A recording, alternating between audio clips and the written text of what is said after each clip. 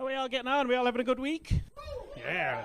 Yeah, it's been a big week for me. Updated all my social media bios this week to say award-winning comedian. Yeah, it turns out no one regulates that.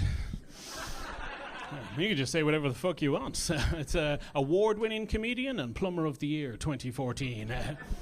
It was genuinely a big event recently. It was my birthday recently. I turned 38. Thank you. Feeling pretty good about it overall. A friend even texted me on the day, said, Stephen, you're aging like a fine wine. Thought that was quite sweet, but let's be honest, objectively inaccurate. Wine gets better with age. It's not what's happening here. I think if I'm looking for accuracy, I'm aging like a carton of milk. Because, you know, on the outside, still look relatively okay. Maybe a bit more bloated than I used to be.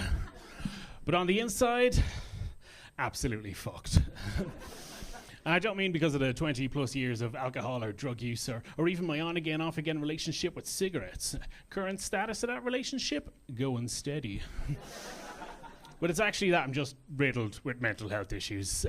ADHD is the big one. You always know when someone else with ADHD is in the room because they're going to shout out when you say it and they don't know why.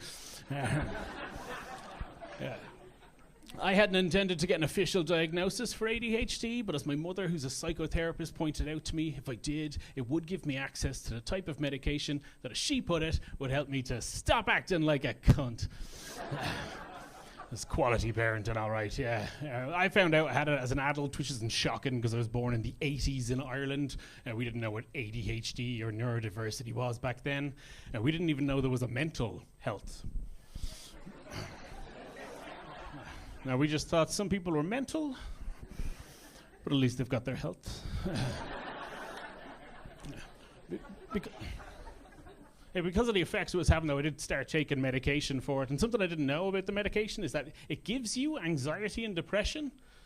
Yeah, it's fucking wild to me that a medication for a mental health issue would give you additional mental health issues. It's kind of like going to a dentist to have a tooth pulled while they're in there, just give you a cavity and gum disease while they're at it. Like I don't need additional issues. I'm not trying to complete mental health bingo. I just need autism or bipolar to complete a line across. Which will it be? My struggles with eye contact suggest one thing, but my wild emotional mood swings suggest another. So, yeah, I'm not a big fan of cats or smooth transitions between jokes, so I'll move on.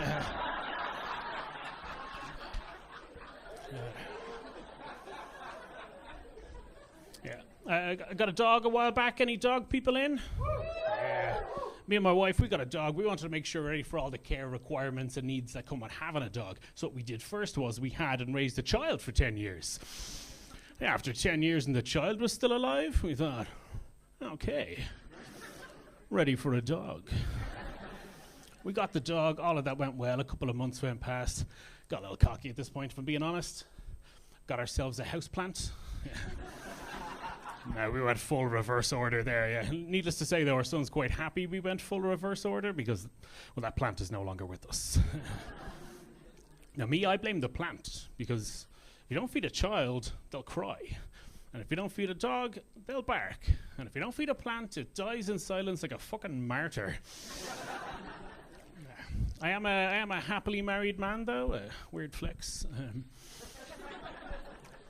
Only one real bone of contention in our relationship to date, and I appreciate this could split the room a little bit, is that I'm not really into Disney films.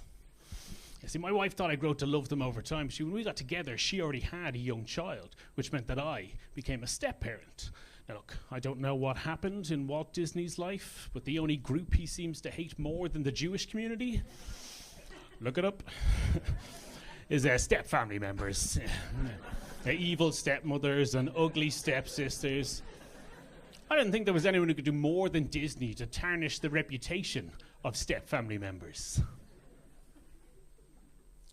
But it turns out I'm not particularly up to date on trends in the porn industry. Because I've been reliably informed that some of you people can't seem to get enough of watching step-family members banging each other. Like, it even made me feel weird about referring to myself as a stepdad, so I now use the term faux pas. That's been all from me, guys. I've been Stephen Robert Walters. Thank you very much.